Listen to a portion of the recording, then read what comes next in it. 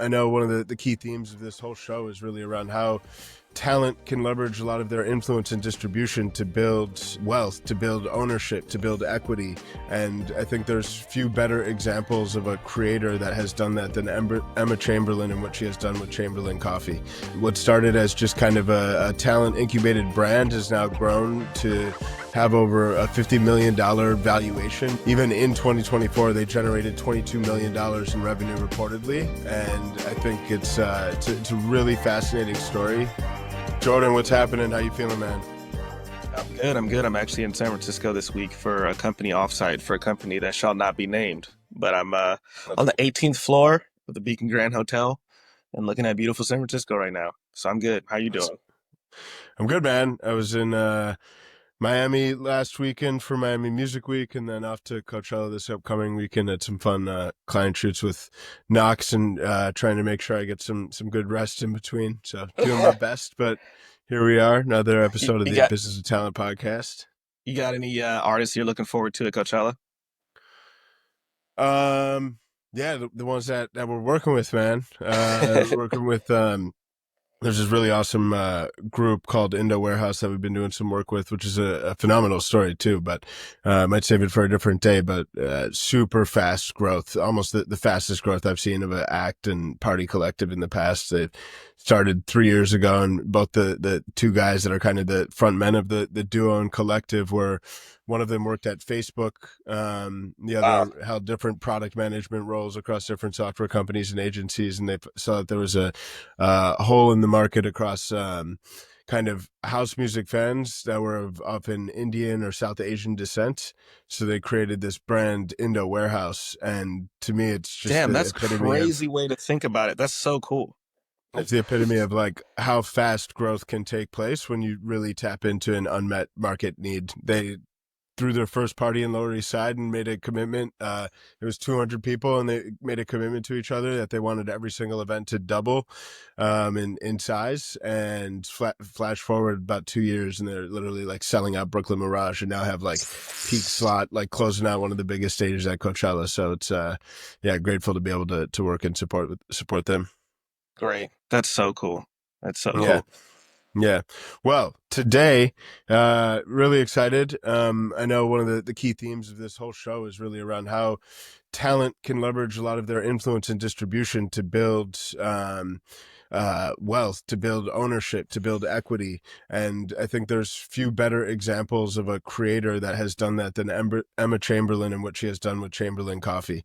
What started as just kind of a talent incubated brand has now grown to have over a $50 million valuation by way of its latest public fundraising announcement, which was in kind of May of last year, 2024.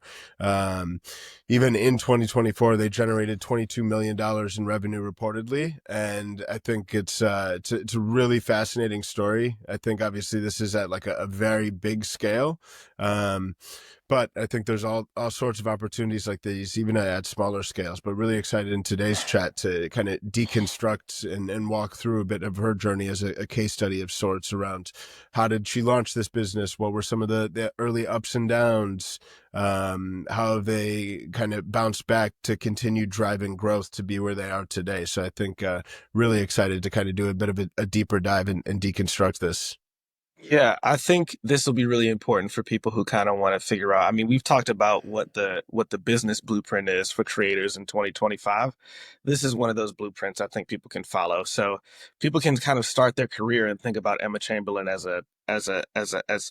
like a viable business path to follow after they become content creators. So looking forward for people to hear it, and looking forward to us learning from it as well. Yeah, 1000%. So I think before we even really dive into a bit of the growth trajectory of Chamberlain Coffee, it's worthwhile to kind of go back into like, who is Emma Chamberlain and how did she build this foundational audience and community that really became a springboard to launch this brand? Yep. She did start on YouTube in 2017 as a teen, a lot of self-deprecating humor, but different chaotic cuts, just a lot of fun, proactive content across YouTube. But a steady theme across all of her content was coffee, right? Whether it was making it, drinking it, stopping for it mid vlog. So over time, fans really started to associate coffee with her daily routines, moods.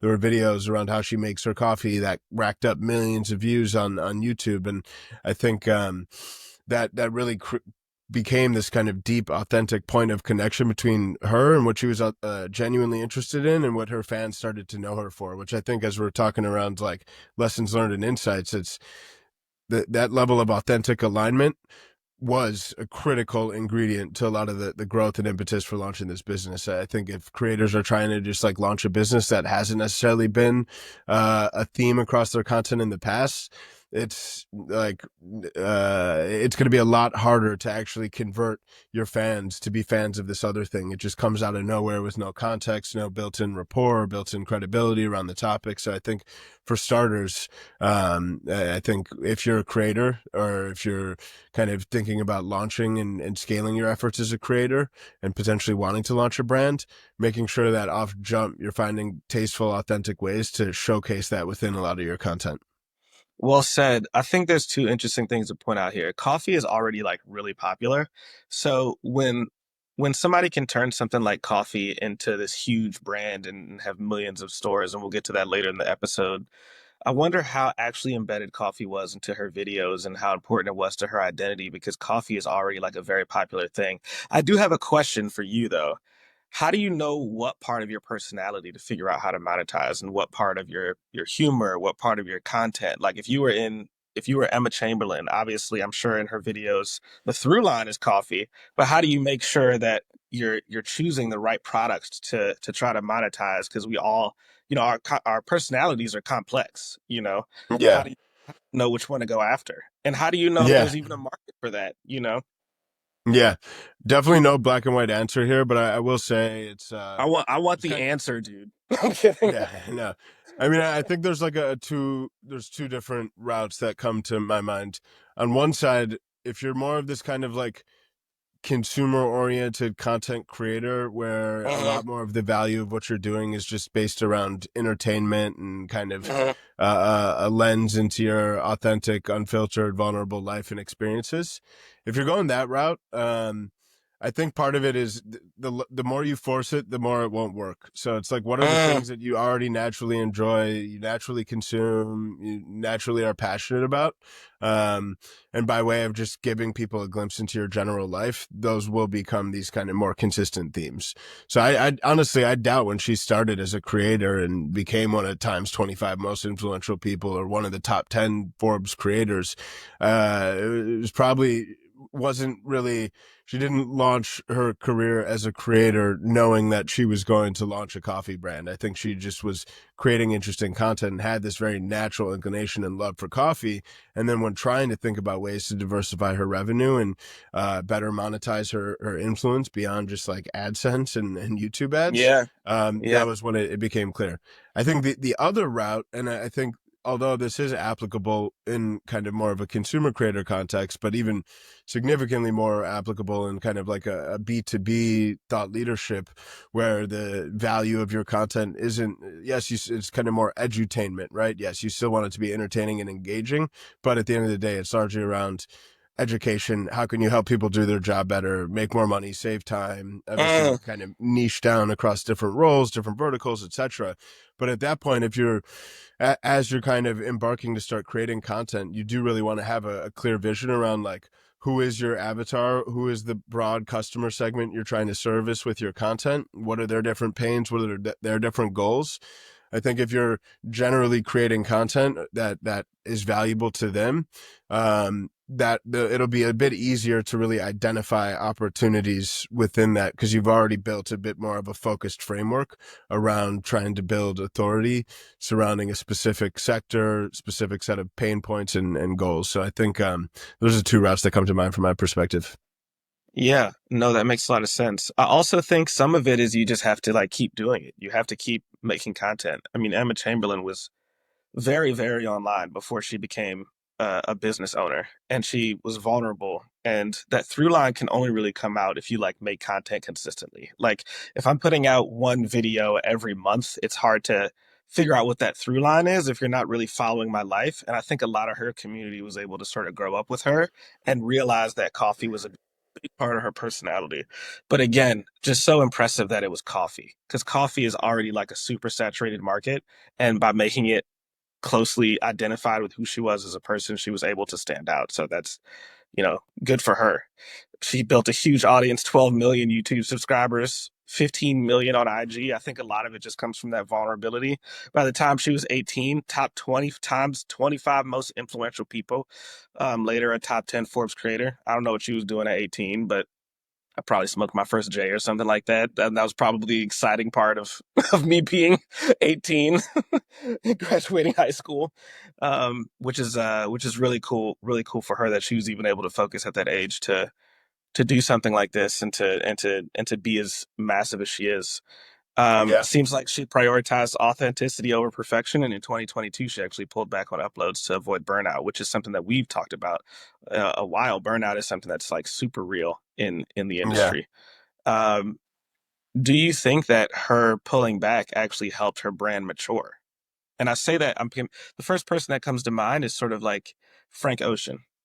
Frank Ocean actually he was very online for a little bit. Actually came out via Tumblr, and then literally removed himself from the zeitgeist, and then there became this cult following around him. So do you think that's something like this where she pulled back and her brand was able to mature and people were actually into her more afterwards? Um, I wasn't as close, so it's hard for me to say have a super strong POV there. But I will say that like she did actually launch Chamberlain Coffee in 2019, so that was already almost 3 years really into Right. this journey of that company. And I think one of the beauties of actually building a business that's not solely reliant on you constantly pumping out content is that you actually are able to kind of take a step back and still generate meaningful income. Um, Mm. so I think it may have been more challenging for her to do so had she not had this business in place, and I think that's probably Right. just another like good lesson learned around less reliance and just being at the mercy and living or dying at the mercy of the algorithm and having to like feed Uh, the beast every single day, every single week. So um, yeah, but I think on that vein, let's kind of jump into the actual story of like founding Chamberlain Coffee. So it was in 2019. At the time, she was 18 years old. Um, she kind of launched this with UTA, the talent agency, as an investor and incubator. The initial product was steeped coffee bags like tea plus some quirky merch. I think it's worth noting too that the first launch video actually pulled in 4 million views organically without any ads. And I think too that really is just the epitome of the leg up that brands that are incubated in partnership with talent have as an advantage, right? Like the amount of funds that would be needed in order to get that same level of organic reach surrounding an announcement, a launch, um, right. is almost impossible. So she had already had and built some level of distribution that created the foundation for launching this brand. I'm curious from your perspective. I mean, obviously there's a lot of different influencer brands that flop. What do you think made this one really kind of stand out and feel like a real business and not just another merch drop? I think it grew with her. So we're in 2025 talking about a business that dropped in 2019. I think that's really important to the story. Not only that, but she had backing from UTA. They know what it's like to run creator led brands. It wasn't like, I'm going to make this tequila, post about it on Instagram, and then hope people buy it. She released it at a time, obviously, where she had a lot of people waiting for her content, but also at a time where she had room to grow. So 2019, she's 18. She's sort of at the top of her career at the time. She partners with UTA, drops, initiates a business, and then 6 years later we're talking about it on the business of talent as if it's new. I think that's like really important to growth, is like starting early and then letting your community grow with the brand, Yeah, as one opposed to thousand just, percent. I'm releasing this randomly and it's not tied to who I am and to my brand. And it can seem like that, it can be random, but Yeah, there was organic growth with this. yeah, 1000%. And I think it was beyond that too. I mean, it kind of even after the initial launch, I mean, I think they raised a fair amount of money across multiple different fundraising rounds. and definitely were investing a lot in growth historically. But even in, I think it was 2023 or 2024 when they actually started to become cash flow positive. So I think between that kind of founding year of 2019 up through recent years, it's been crazy as to how it's gone from just this little, like fun experiment to launch a brand on the back of Emma Chamberlain's distribution into a brand that generated $22 million in revenue in 2024 and is forecast to do $33 million in 2025. I think even in, I think 2024 too, retail presence went from 500 to 10,000 plus stores in 1 year across Walmart, Target, Whole Foods, Costco. So I think even too, just that journey of diversification, I think it's, especially across a lot of different like consumer packaged goods or ready to drink beverage brands. Like D2C is kind of this like sexy space, able to Yeah. sell on e-commerce and run paid social and remarketing ads to run up the return on ad spend. But there's no denying the value of cracking open these major retail distribution Right. partnerships. Right.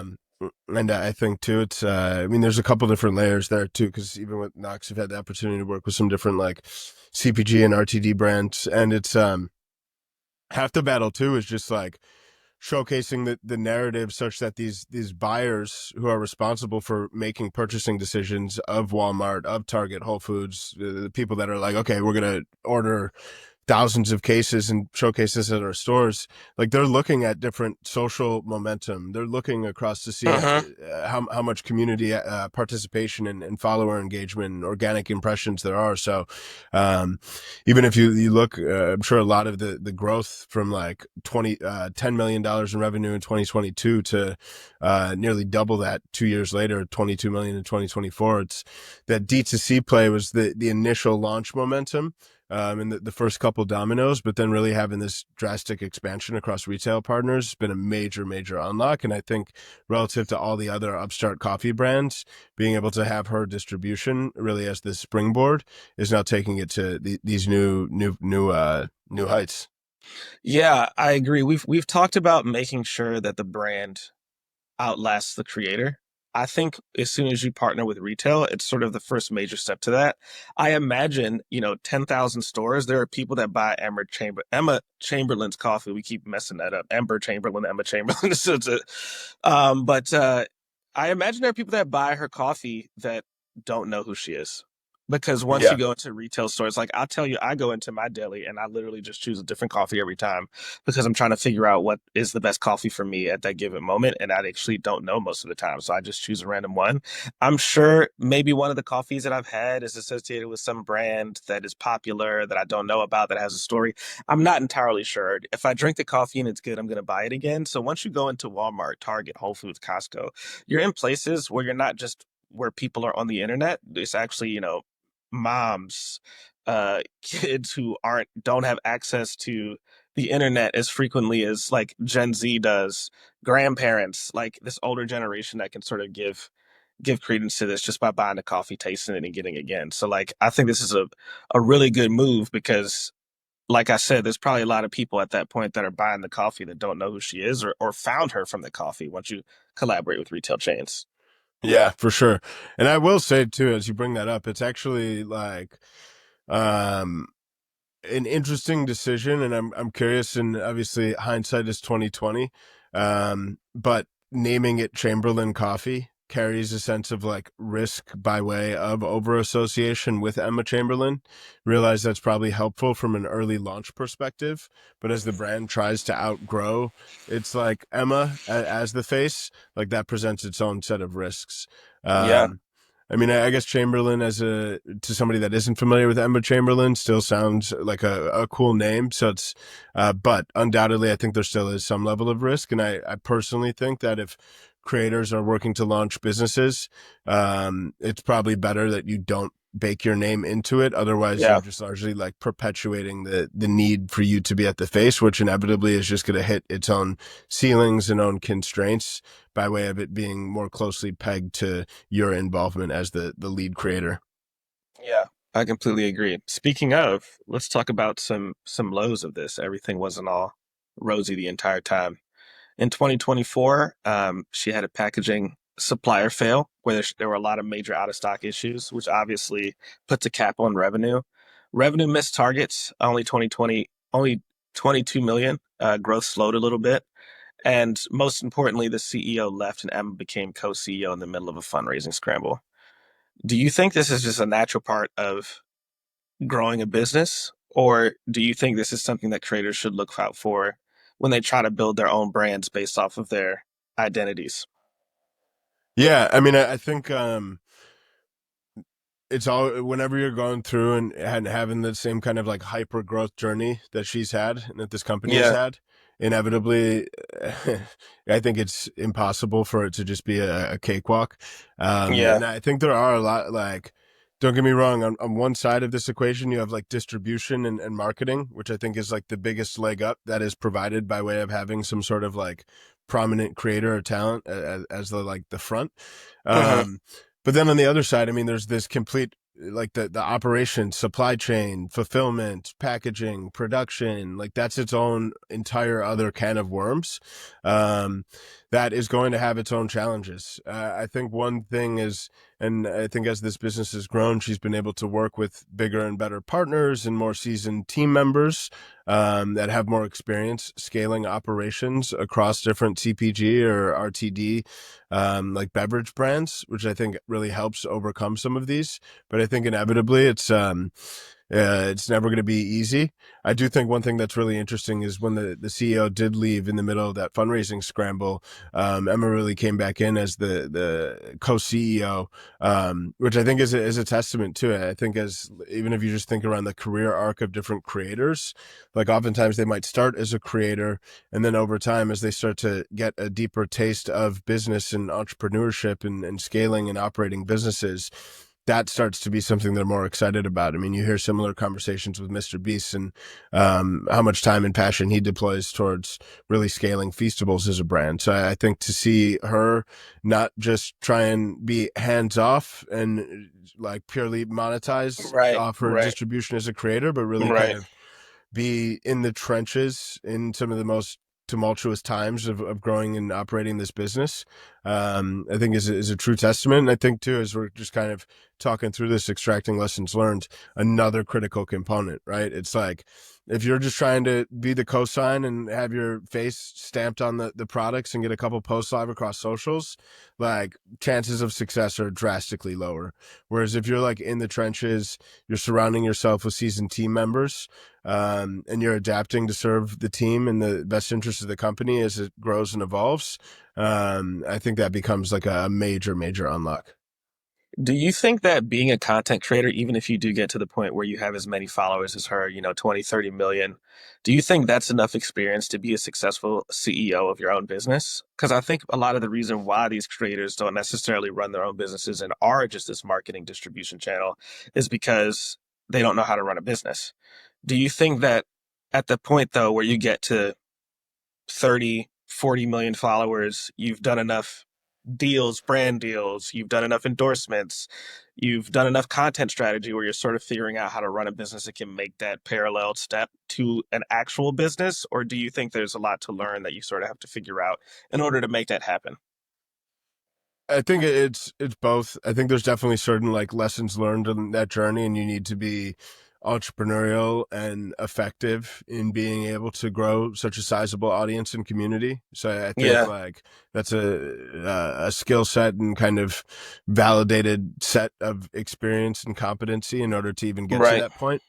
With right. that said, I think there's also, I mean, fundamentally different sets of experiences needed to operate supply chain and scale physical product brand. And so I think too, that, I mean, there's often talked about within like entrepreneurship and like founding teams, this like ideal pairing of like the visionary and the integrator, whereas the Yeah, visionary is kind of this they bring vision, they bring ideas, they see where the puck is going, and they're able to help kind of come with a conviction and POV surrounding different opportunities in the market.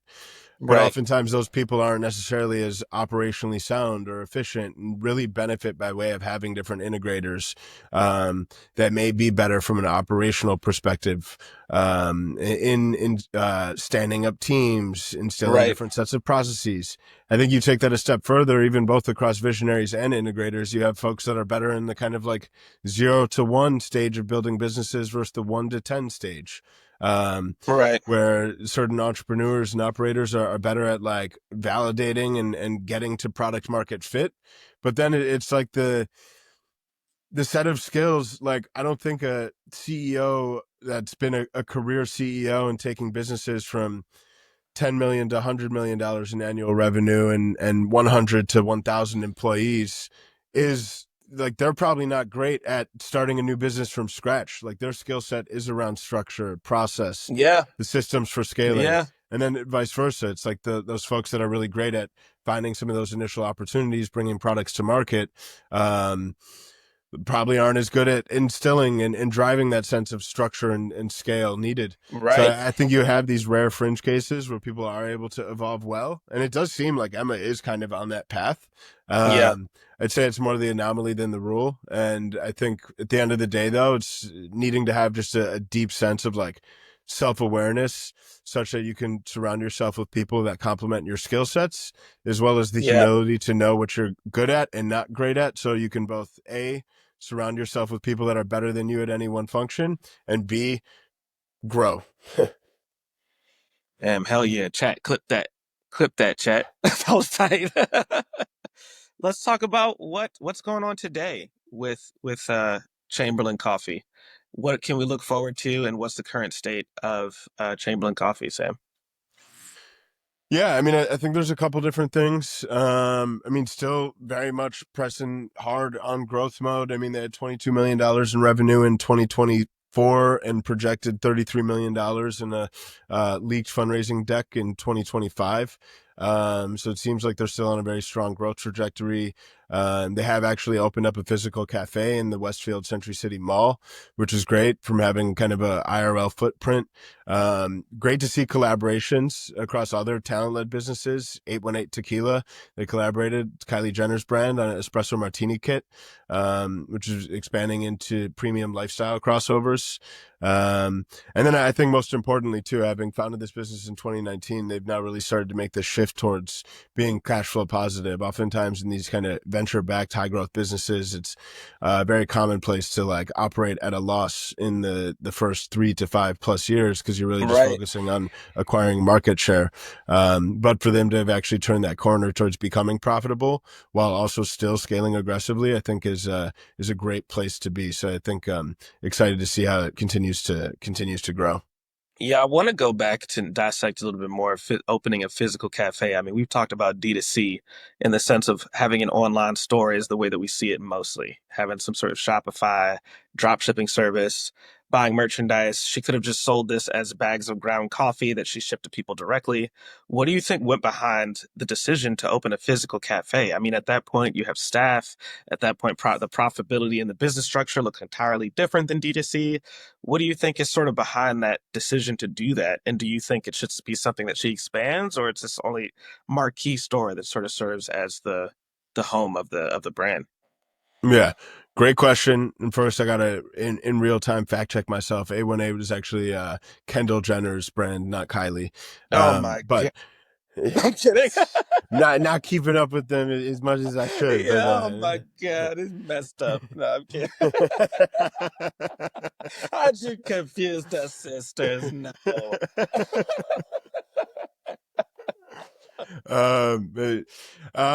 Yeah, I mean, these IRL footprints for various brands, I think, are less of any sort of like meaningful play on profitability, and definitely much more of like a brand expression, an opportunity to create content and validate and legitimize various brands. Like I'm even thinking about think about all some of these like high growth clothing brands, Bonobos.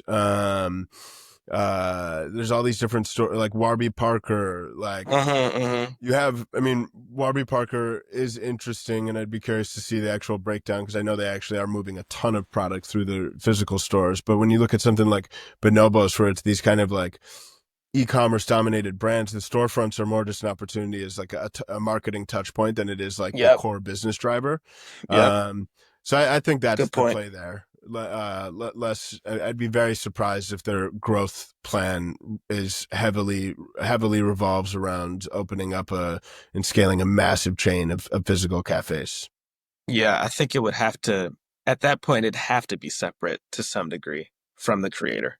You know, it'd have to be a brand in itself and obviously associated with her. But Yeah, the real yeah, freedom is actually not associating yourself at all with the brand, I think. yeah, So, totally. yeah. Yeah.